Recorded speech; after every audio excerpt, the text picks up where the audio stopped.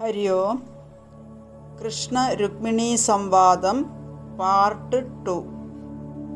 പുഞ്ചിരിയോടുകൂടി തന്നെ അനുഗ്രഹിക്കുന്ന ഭഗവാന്റെ മുമ്പിൽ നിന്നുകൊണ്ട് എന്തൊക്കെയാണോ തൻ്റെ കുറവുകളായിട്ട് ഭഗവാൻ രുക്മിണിക്ക് മുമ്പിൽ പറഞ്ഞത്, അതിനെയൊക്കെ ഭഗവാന്റെ ഗുണഗണങ്ങളാക്കി മാറ്റുന്നു ആ പരമഭക്തയായ രുക്മിണി.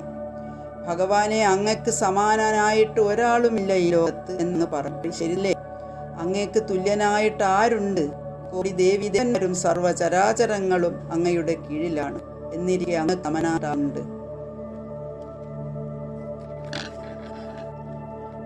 പിന്നെ അങ്ങ് പറഞ്ഞു അങ്ങക്ക് കുലം, രാജ്യാധികാരം ഇല്ല എന്ന്.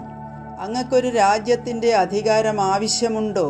പാതാളമൂലസ്യ പാദമൂലം എന്നല്ലേ. പാതാളം മുതൽ 14 ലോകത്തിൻ്റെയും ജഗന്നാഥനായി, ജഗത് പ്രഭുവായി അങ്ങയുടെ അംഗങ്ങളായി ശോഭിക്കുന്നു എന്നിരിക്കെ അങ്ങക്ക് സ്വന്തമായിട്ടൊരു സിംഹാസനത്തിൽ ഇരിക്കേണ്ട ആവശ്യമുണ്ടോ?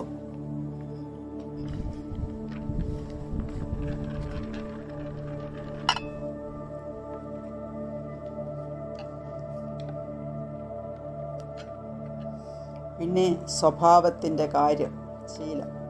അങ്ങയുടെ സ്വഭാവം മോശമാണ്. അങ്ങ് വെണ്ണ കട്ടു, പാല്, ചേല കട്ടു എന്നൊക്കെ പറഞ്ഞു. അതൊക്കെ ശരിയാണ്.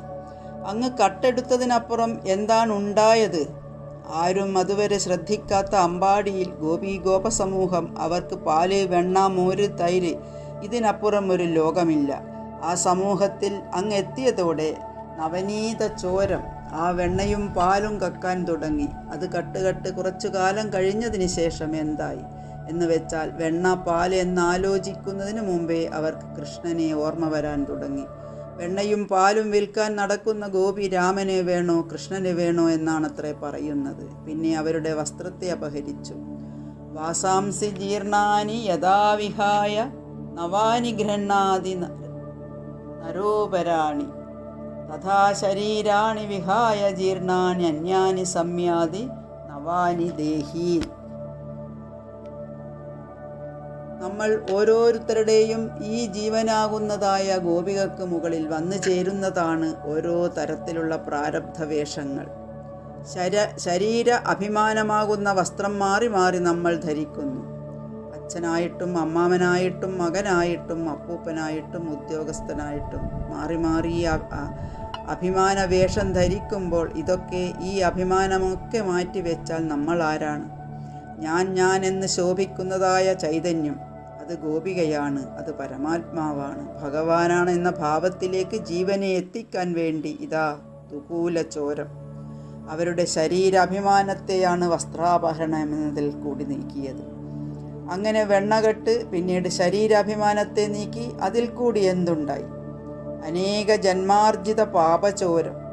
ജന്മജന്മാർജിതങ്ങളിലായിട്ട് വല്ല തരത്തിലുമുള്ളതായ ദോഷങ്ങളും അവരുടെ ഉള്ളിലുണ്ടോ? അതിനെയൊക്കെ അവിടുന്ന് നീക്കി അവരെ അനുഗ്രഹിച്ചു.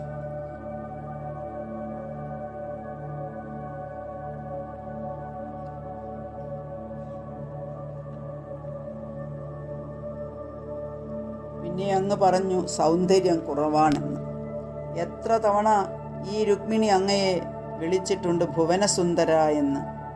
ഈ ഭുവനത്തിൽ വെച്ച് സുന്ദരനായവൻ അല്ല, ഈ ഭുവനത്തിന് സൗന്ദര്യം ആര് കൊടുക്കുന്നുവോ അവൻ ഭുവനസുന്ദരൻ. ഇവിടുത്തെ പൂവിനും പൂമ്പാറ്റക്കും സൂര്യോദയത്തിനും സൂര്യാസ്തമനത്തിനും ഒക്കെ സൗന്ദര്യമുണ്ടെങ്കിൽ ഇതിനൊക്കെ സൗന്ദര്യം നൽകിയ ഭഗവാൻ എത്ര സുന്ദരനായിരിക്കും. അതുകൊണ്ട് ഭുവനസുന്ദരനായ അങ്ങയെപ്പോലെ അല്ല, സൗന്ദര്യമെന്ന സങ്കല്പം തന്നെ ഭൂമിയിലുണ്ടായത് കൃഷ്ണാവതാരത്തോടു കൂടിയായിരിക്കും. സൗന്ദര്യോത്തരതോപി സുന്ദരതരം ത്വദ്രൂപമാശ്ചര്യതോപി എന്ന് എത്ര കാലം കഴിഞ്ഞാലും മാറാത്തതാണ് അങ്ങയെക്കുറിച്ചുള്ള ഈ സ്തുതി. എന്നാൽ ലൗകികന്മാരുടെ സുന്ദരത ആരായാലും ഒരു പരിധി കഴിഞ്ഞാൽ ആ സൗന്ദര്യം അവരിൽ നിന്ന് അകന്നു പോകും. എത്രയോ കാലം മുമ്പ് ദ്വാരകയിൽ വെച്ച് രുക്മിണി ഭുവനസുന്ദര എന്നും ശ്യാമസുന്ദര എന്ന് ഗോപികമാരും കൃഷ്ണനെ വിളിച്ച് ഇന്നും ഗുരുവായൂരപ്പനെ കാണുന്ന ഭക്തന്മാർ എന്തൊരു സൗന്ദര്യമാണ്, എത്ര കണ്ടാലും മതി വരുന്നില്ല എന്നല്ലാതെ നിത്യനൂതനമായി നവനവമായിട്ട് ശോഭിക്കുന്നു അങ്ങയുടെ സൗന്ദര്യം. വിദ്യ. പിന്നെ അങ്ങ് പറഞ്ഞു വിദ്യാഭ്യാസമില്ല. അങ്ങക്ക് സാന്ദീപനി മഹർഷി പറഞ്ഞു തന്നിട്ട് വേണോ വിദ്യാഭ്യാസം? സകല കലകളുടെയും ഗുരുനാഥനല്ലേ അങ്ങ്, പിന്നെ എന്തിനാ സാന്ദീപനി ആശ്രമത്തിൽ പോയത്? എന്നാണെങ്കിൽ കുറച്ച് വിദ്യാഭ്യാസമൊക്കെ വേണം എന്ന് ഗുരുനാഥൻ്റെ അനുഗ്രഹം, അതിൻ്റെ മഹത്വം ലോകം മുഴുവൻ അറിയണം. അതിനു വേണ്ടി ഓരോരനുഗ്രഹേണൈവ പുമാൻ പൂർണ്ണ പ്രശാന്തയ. ഭക്തനായ ആ സതീർത്ഥ്യനെ ചേർത്തിരുത്തിയിട്ട് ഞാനിങ്ങനെ ഇന്ന് ഈ ദ്വാരകയിൽ ശ്രീവല്ലഭനായിട്ട് ശോഭിക്കുന്നത് ആ ഗുരുനാഥൻ്റെ അനുഗ്രഹം കൊണ്ടാണ് സുദാമാവേ. ഗുരുനാഥനെ മറക്കരുത്. ഗുരുനാഥൻ്റെ അനുഗ്രഹം, ഗുരുത്വത്തിൻ്റെ മഹത്വം ലോകത്തിന് കാട്ടിക്കൊടുക്കണമെങ്കിൽ വിദ്യാഭ്യാസം വേണമല്ലോ. പിന്നെ അങ്ങ് പറഞ്ഞു വയസ്സ് അറിയില്ല. ജനിച്ച ഒരാളാണെങ്കിലല്ലേ വയസ്സ് നമുക്ക് കണക്കാക്കാൻ പറ്റൂ. അങ്ങ് ഒരു ദിവസം ജനിച്ച ആളാണോ വയസ്സ് കണക്കാക്കാൻ? അല്ല. അഹമേവാസമേവാഗ്രേ നാന്യത്യ സദസൽപരം പശ്ചാദഹം യഥേതശ്ച യോ അവശിഷ്യേത സോസ്മ്യഹം എന്ന് സൃഷ്ടിക്ക് മുൻപുണ്ടായതും സൃഷ്ടിയായിട്ട് വന്നു ചേരുന്നതും സൃഷ്ടി ലയിച്ചാൽ ബാക്കിയാകുന്നതുമായ പരമസത്യസ്വരൂപനായ അങ്ങക്ക് എത്ര വയസ്സായി എന്ന് എങ്ങനെയാണ് കണക്കാക്കുക? അതുകൊണ്ട് അങ്ങ് പറഞ്ഞത് വളരെ കൃത്യം തന്നെയാണ്. പിന്നെ അങ്ങ് പറഞ്ഞു ദ്രവിണം.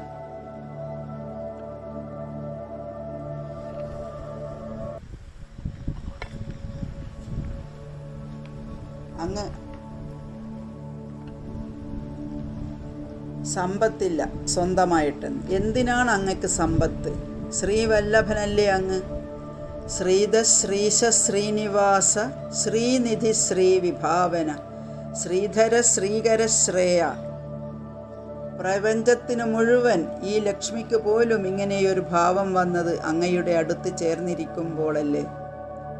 ലക്ഷ്മീസ്താവക രാമണീയ ഹൃദൈവേയം പരേഷു അസ്ഥിരേ അസ്മിന്നന്യദപി പ്രമാണമധുനാ വക്ഷ്യാമി ലക്ഷ്മീപദേ. യേ ത്വദ്യാനുഗുണാനുകീർത്തനരസാസക്താ ഹി ഭക്താ ജനാഃ തേഷ്വേഷാ വസതി സ്ഥിരൈവ.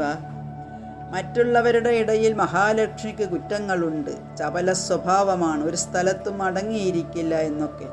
പക്ഷെ എന്നും അങ്ങയുടെ പാദങ്ങളിൽ ആനന്ദം കണ്ടെത്തുന്നു, എന്നും അങ്ങയുടെ പാദത്തെ പൂജിക്കുന്നു ലക്ഷ്മി ദേവി എന്നുണ്ടെങ്കിൽ അങ്ങയെപ്പോലെ സമ്പന്നൻ വേറെ ആരാണുള്ളത്?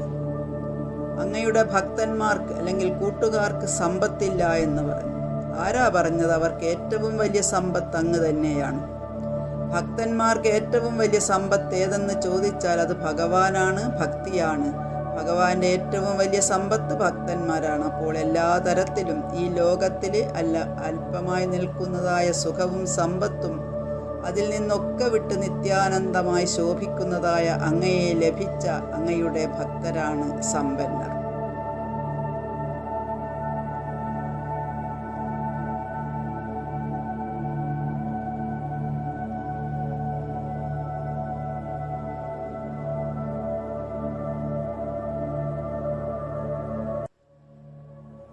ധാമം.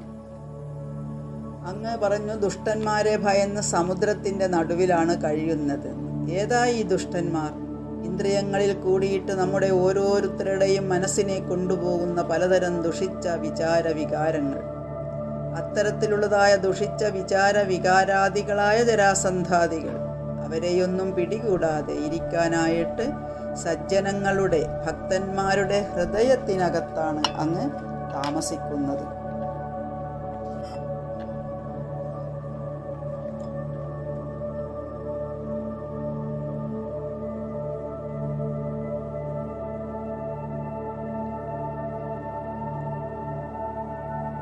കുലശീലരൂപവിദ്യ വയോദ്രവിണ ധാമ. അങ്ങ് പറഞ്ഞത് ശരിയാണ്. ഈ പറഞ്ഞതായ ഒരു കാര്യത്തിലും അങ്ങയോടൊപ്പം നിൽക്കാൻ എനിക്ക് യോഗ്യതയില്ല. സത്വരജ തമോ ഗുണങ്ങൾക്കടിമകളായി പലതരത്തിലുള്ള ദുഷിച്ച വസ്തുക്കളെ ചേർത്ത് കെട്ടിയ ശരീരമാകുന്ന ഈ ഭാണ്ഡക്കെട്ടിനെ ഞാൻ എന്ന് തെറ്റിദ്ധരിച്ചുകൊണ്ട് ശരീരാഭിമാനത്തിൽ അങ്ങയെ മറന്നുകൊണ്ട് ജീവിക്കേണ്ടവളായിരുന്നു ഈ രുക്മിണിയും. പക്ഷേ നാരദാദി ഋഷീശ്വരന്മാർ തന്നതായ അനുഗ്രഹം, സജ്ജനാദികൾ ചേർത്ത് വെച്ച കഥകളുടെ അങ്ങയുടെ മാധുര്യം, മാഹാത്മ്യം പ്രാരബ്ധത്തിൻ്റെ പടുകുഴിയിലേക്ക് വീഴേണ്ടിയിരുന്ന ഈ ജീവനെ അങ്ങയുടെ അടുത്തേക്ക് എത്തിച്ചു. ഇനി പ്രാർത്ഥന ഇതേ ഉള്ളൂ. താമരക്കണ്ണനായ അങ്ങയുടെ ഈ പാദാരവിന്ദം വിട്ട് മറ്റൊന്നിലേക്കും എനിക്ക് പോകാൻ ഇടവരുതേ, മറ്റൊന്നിലേക്കും എനിക്കൊരു ഉദിക്കരുതേ എന്ന് പ്രാർത്ഥിച്ചുകൊണ്ട് അങ്ങയുടെ അനുകമ്പ, കടാക്ഷം, അനുഗ്രഹം അതുമാത്രം മതി രുക്മിണിക്ക് എന്ന് പറഞ്ഞുകൊണ്ട് ഭഗവാന്റെ പാദത്തിലേക്ക് ആ ലക്ഷ്മീദേവി നമസ്കരിച്ചു. രുക്മിണിക്ക് തന്നോടുള്ളതായ ആ പ്രേമം കണ്ട് ഭഗവാന്റെ താമരക്കണ്ണൊന്ന് നിറഞ്ഞുവോ. രുക്മിണിയെ പിടിച്ചെഴുന്നേൽപ്പിച്ച്, നീ പറഞ്ഞത് പരമാർത്ഥം തന്നെയാണ്. എത്ര കണ്ട് നീ എൻ്റെ മാഹാത്മ്യം മനസ്സിലാക്കിയിട്ടുണ്ടെന്ന് ഇപ്പോഴാണ് എനിക്ക് ബോധ്യം വന്നത്. അന്ന് നീ കൊടുത്തയച്ചതായ എഴുത്ത് വായിച്ചപ്പോൾ തന്നെ എനിക്ക് ബോധം വന്നതാ നിന്റെ ഭക്തി, നിന്റെ പ്രേമം എത്രയുണ്ട്. അതുകൊണ്ടാണല്ലോ ഞാൻ വന്നത് നിന്നെ സ്വീകരിക്കാൻ വേണ്ടിയിട്ട്. പാണിഗ്രഹണം കഴിഞ്ഞ സമയത്ത് നിന്റെ ഏട്ടനായ രുക്മി വന്ന് യുദ്ധം ചെയ്തപ്പോൾ, രുക്മിയെ പിടിച്ചു കെട്ടിയപ്പോൾ കൊല്ലാൻ തീരുമാനിച്ചതായിരുന്നു. അപ്പോഴും ഞാൻ നിന്റെ മുഖത്ത് നോക്കിയപ്പോൾ ഞാൻ മനസ്സിലാക്കി നിന്റെ പ്രേമം. കാരണം എന്തെങ്കിലും പറഞ്ഞാൽ കൃഷ്ണൻ എന്നെ ഉപേക്ഷിച്ചാലോ, അത്രയ്ക്ക് നീ സ്നേഹിക്കുന്നതിന് നിന്റെ ജ്യേഷ്ഠനായ രുക്മിണിയെ കള്ളച്ചൂത് കളിച്ച് പരിഹസിച്ചതായ ദേഷ്യം സഹിക്കാൻ വയ്യാതെ എൻ്റെ ഏട്ടൻ ബലരാമൻ തലയ്ക്കടിച്ചു കൊന്നു. ഞാൻ വിചാരിച്ചു നീ ഓടി വന്ന് എന്നോട് ദേഷ്യപ്പെടുമെന്ന്, ഒരു വാക്കെങ്കിലും പറയുമെന്ന് വിചാരിച്ചു. പക്ഷേ നീ ഒന്നും പറഞ്ഞില്ല. കാരണം ഉപേക്ഷിക്കുമോ എന്ന ഭയം കൊണ്ട്. ഇത്രയൊക്കെ ജീവിതത്തിൽ വിഷമങ്ങൾ വന്നപ്പോഴും വാക്കുകൊണ്ടോ നോട്ടം കൊണ്ടോ എൻ്റെ മുമ്പിൽ ഒന്നും കാട്ടാതെ, അതിനേക്കാളൊക്കെ എത്രയോ മുകളിലാണ് നിൻ്റെ കൃഷ്ണപ്രേമം, കൃഷ്ണഭക്തി. നിന്റെ പ്രേമത്തിനു മുമ്പിൽ ഞങ്ങളൊക്കെ തോറ്റുപോവുകയാണ് രുക്മിണി എന്ന് പറഞ്ഞ് ഭഗവാൻ രുക്മിണിയെ ചേർത്ത് ആലിംഗനം ചെയ്തു. സകല ധർമ്മഭക്തികൾക്കും കൃഷ്ണൻ എന്നെയാണ് അധികം സ്നേഹമെന്ന് തോന്നിപ്പിച്ചുകൊണ്ട്, എന്നാൽ എല്ലാവരെയും ഒരുപോലെ സ്നേഹിച്ചുകൊണ്ട് ആ ദ്വാരകാനാഥൻ ത്രിലോകി ഗ്രഹസ്ഥൻ ദ്വാരകയിൽ ശോഭിച്ചു. രുക്മിണിയെ അനുഗ്രഹിച്ച ഭഗവാന്റെ മഹിമയല്ല, രുക്മിണിയുടെ മഹിമയാണ് ഭഗവാൻ പോലും ഇവിടെ പറയുന്നത്. എന്താണ് രുക്മിണിക്ക് ഇങ്ങനെ ഒരു മഹിമ ഉണ്ടായത്? ഭഗവാന്റെ കഥകൾ കേട്ട് കേട്ട് രുക്മിണി തന്നെ പറഞ്ഞു, അങ്ങയുടെ ഗുണഗണങ്ങളെ കേട്ടെന്നുള്ള പുണ്യമാണ് ഭഗവാനെ എനിക്കുള്ളത്. അങ്ങനെയുള്ള എൻ്റെ ചിത്തം ലജ്ജ വിട്ട് അങ്ങയിലേക്ക് പ്രവേശിച്ചു. അങ്ങനെയുള്ള രുക്മിണിയെയാണ് ഭഗവാൻ അനുഗ്രഹിച്ചത്. അപ്പോൾ ഭഗവത് കഥകളും ഭഗവാന്റെ മഹിമകളും നമ്മൾ ഓരോരുത്തരുടെ ഈ ജീവനാകുന്ന രുക്മിണി ആനന്ദിക്കട്ടെ. നമുക്കും ആ ആനന്ദസ്വരൂപൻ്റെ ഭാഗവത സ്വരൂപിയായ ഭഗവാന്റെ അനുഗ്രഹം ലഭിക്കട്ടെ. ഭഗവാന്റെ അനുഗ്രഹത്തിന് പാത്രമാകാൻ ഭഗവത് കഥകളുടെ ശ്രവണം തന്നെയാണ് മുഖ്യം. ഏതിനെയും ഈശ്വരഭാവത്തിൽ ഭഗവാന്റെ അനുഗ്രഹത്തിൽ കണ്ടുകഴിഞ്ഞാൽ അത് നമുക്ക് ശ്രേഷ്ഠം തന്നെയാണ്. പ്രാരബ്ധങ്ങൾ അനേകമുള്ളതായ ഈ പ്രപഞ്ച നാട്യത്തിലേക്ക് എപ്രകാരമാണോ സകല ദുഷ്ടന്മാരുടെ ഇടയിലേക്ക് ഇങ്ങോട്ട് വന്ന് രുക്മിണിയെ കൈപിടിച്ച് ഭഗവാൻ പ്രാരബ്ധത്തിൽ നിന്ന് കരകയറ്റി രക്ഷിച്ചത്, അതേ ഭാവത്തിൽ നമ്മളെയും ശ്രീ ഗുരുവായൂരപ്പൻ അനുഗ്രഹിക്കട്ടെ എന്ന് പ്രാർത്ഥിക്കാം. ഓം നമോ ഭഗവതേ വാസുദേവായ.